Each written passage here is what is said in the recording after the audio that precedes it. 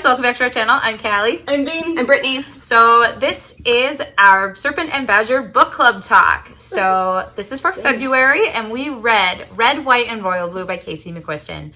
So this was our first romance read for our book club, and we chose that for February because obvious reasons. We even kind of matched over here with our reds and pinks kind of thing going on. Super not planned. No. So we're going to talk a little bit about how we each felt about this book. There's definitely an interesting array of opinions between all three of us. So, general synopsis, this is a romance novel that follows the first son of the first female president of the United States, who starts to fall in love with the Prince of England. So they kind of start off as rivals, and because of a public mishap, they have to pretend to be best friends, and then just sort of evolves. A little bit. So that's the general synopsis of this story. For a rating, I gave this a 5 stars solely on entertainment factor. I don't read romances. The romance genre person over here is this one. Yes, and I gave it a 3 out of 5. And I also do not read romance at all, and I gave it a 4.5 out of 5. Like we said, very weird. Because it was entertaining. The only thing I rated it on was the entertainment factor. I was thoroughly entertained, and I read it really quickly. I also don't like reading smut scenes, so I'm okay with that. This is an adult book. Yes. There are adult scenes. Yes. Ye be warned. Ye be warned. And I will be going into it, so I'll give you a little bit warning too as soon as I go into the scene talk. That was one of the major issues I had with the book. For me, I actually really like the writing style of this author. It was very easy to follow. The plot flowed very nicely. I also really liked there were email and text communications between the characters, which I thought was a really nice touch, and it made it feel more real and more believable in general. I also really liked our side characters and the show of the love between siblings. I thought that was a really cool dynamic that I don't typically see a lot in books, is sibling dynamics.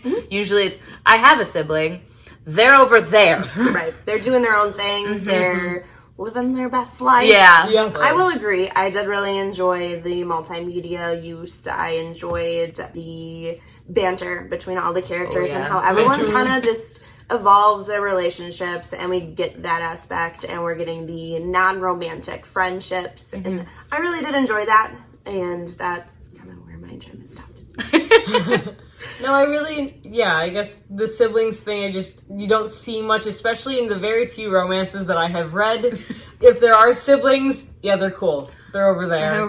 They're married, they're happy, whatever. And no, this one, it was, everyone had like their own distinct personality. They had their own voice that never really changed, if that makes sense, where they were their own person, and even though throughout the books their opinions on certain things might have changed, they were still that person at the center of it. They didn't change for that other reason. Yeah. I think it also goes into what happens as a kid whose parent is a very prominent political figure, both in the royal family as well as in the U.S. for the presidency, or even before that when Alex's mom was a senator, and all the stuff that he's learned, where even when Henry has to go on a date with somebody, Alex, instead of freaking out about it, goes, oh, that sucks. I know why he has to do this. Like, it makes sense politically. They understood their, like, roles in because of who they were or who they were related to. And I thought that was very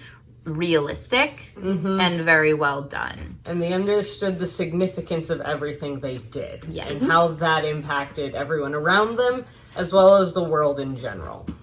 So I thought that was pretty accurate, and I liked that they threw that in as well. Yes. We are going to go into spoilers, so if you have not read this book, go away. Bye! Read it and come back later. Yeah, read it and then watch the rest of this video. Yes. So, please.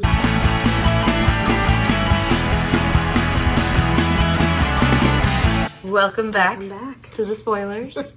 So, one of the things that I didn't really like, I gave it 5 stars, but I could pick this book apart on a few things. It was extremely predictable. Oh, yeah. Like 100%. I knew exactly how it was going to end. Of course, his mom was going to win the presidency. The queen was going to be okay with it. Like, these things were going to happen. Like, their secret was going to get out. Someone was going to betray him. It was going to be the competitor for the presidency. Like, very predictable. Yup. 110%. But yeah, I didn't find that I minded it. No, I didn't super mind it because it was entertaining. Yeah. I just kind of rolled my eyes and went with it. One thing that I actually didn't like was the pacing. I felt like at some points it was rushed, and then other parts it was drawn out, and I'm like, sweet. So we spend a half a chapter in one day and then a full chapter over like 2 months, and I'm like, I don't like this. At a certain point, I felt like the book was drawn out and too long and didn't need to be as long as it was. It was over 400 pages, and as a romance books should not be over 400 pages. Realistically, they shouldn't be over 300 pages. And that's kind of where I'm at with it. It was a quick read, don't get me wrong. It was just too long. And there was parts where I'm like, this doesn't need to be in it. That's fair. I did notice there were a couple of parts, but I didn't notice the pacing. I didn't really notice that at all. But I'm not as nitpicky about pacing as some people are. Yes. I don't typically read romance. There were definitely like eye-rolly moments. And the smut was meh. So that was fine. And see, my whole thing is I don't like to read smut scenes for the most part. They're just not something that I enjoy reading. So the fact that they're just like, and done. I was like, okay, cool. But that's just for me personally. And now, here we go. Now, we're going to dive into this. You're like Sarah and you don't like reading it and you don't want to listen to it. Then this is, you can skip ahead. I'm going to dive into it because that's one of the things that I look for when I'm reading a romance novel. It are the smut scenes. And they fell short. I get that it's very experimental in the beginning. And I understand that with having sex, you go from one thing and then you're bouncing all over the place and it's just crazy. However, I also felt like during the scenes that they weren't explained in a way to understand exactly how the characters were feeling. It was just kind of, it felt to me that it was an afterthought. Like, author wrote the book. She's like, yes, we're done. And then they're like, but wait, what about the smut? And then she's like, oh yeah, boop. And I'm like, cool. I was almost at the point where at the end, it would have been better if she just left him out.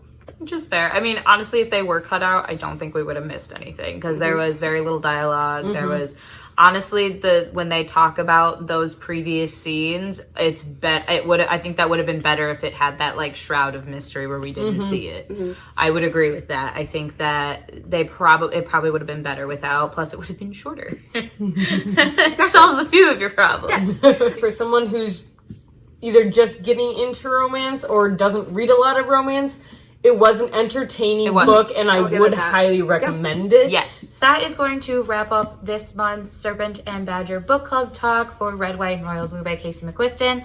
So please leave your thoughts down below in the comments. We love differing opinions, even between ourselves, as you just saw. So for March, we are reading Zodiac by Romina Russell. This is a YA fantasy set in space, so sci-fi-ish. We're pretty excited. This is a completed series, so there are 4 books in total. We're just going to be reading the first book for our book club if you're interested.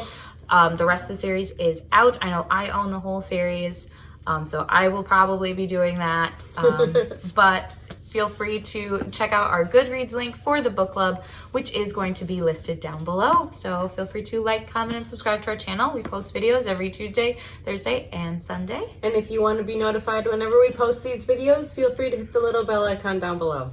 And be sure to follow us on Instagram and our Goodreads accounts. Everything will be linked below. And we will see you guys in our next video.